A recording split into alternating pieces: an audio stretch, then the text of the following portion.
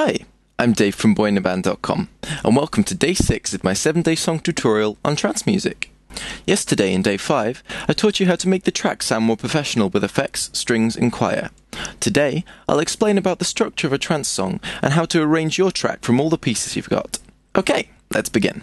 Since Day 5, as you can see here, I've done the arrangement since I figured you wouldn't want to sit and watch someone move a bunch of pieces into the right place. Instead, I'll summarise what I've done in each section since I think that's a bit more concise and interesting. Okay then, but first I'll explain a bit about the structure of trance.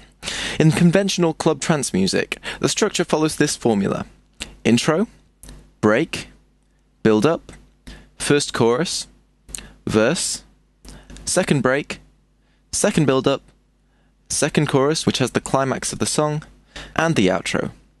Some trance music is simply intro, break, build-up, chorus, outro, but this is generally for single versions of songs. I'll explain a bit about the different parts now, and what I've changed for each in this track, so you can get some ideas of what you could do in your song. The intro is meant to be quite simple to start, so a DJ can mix it in with the previous song.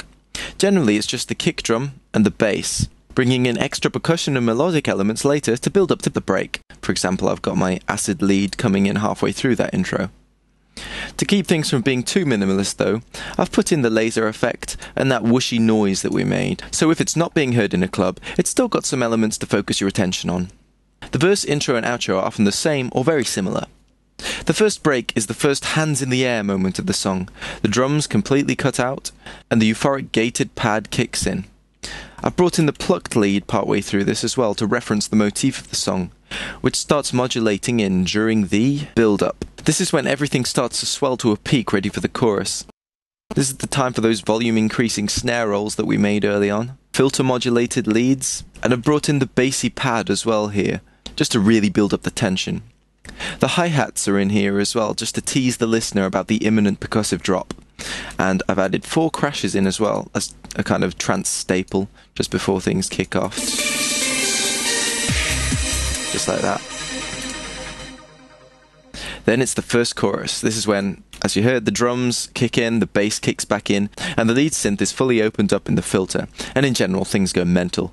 This is what will get people dancing, so you need to make it nice and big. I've got the acid lead in here again as well, playing the same riff as the gated pad. Let's have a listen to that just because I think it's really nice.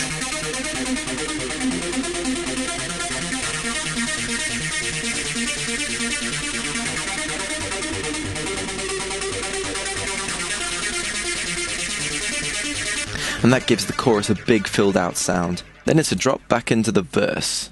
As I said, the verse is very similar to the intro, but I've built things up a bit more this time. I've brought in the gated pad playing the same tense riff as the acid lead from the intro, so these two effects play off each other throughout the song. The tense plucked lead comes in too halfway through the verse, just to keep that tension up. And then comes a second break.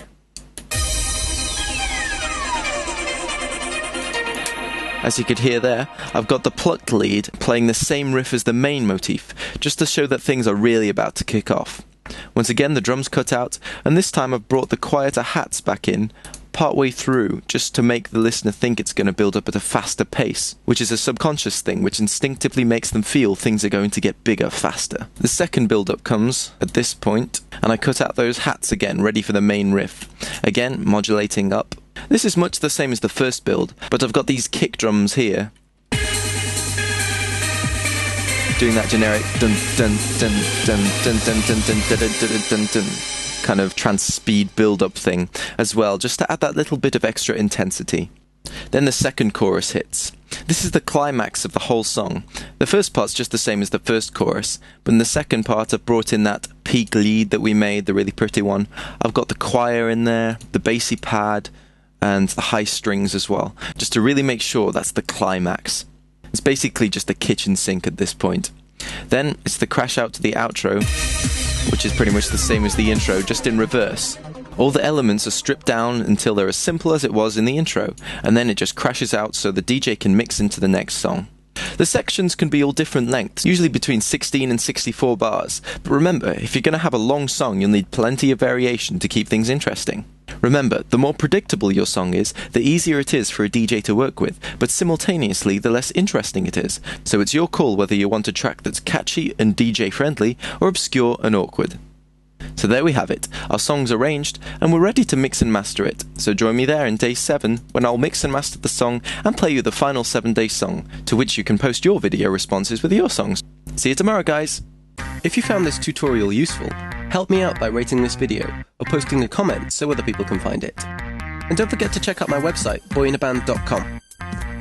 Have a nice day!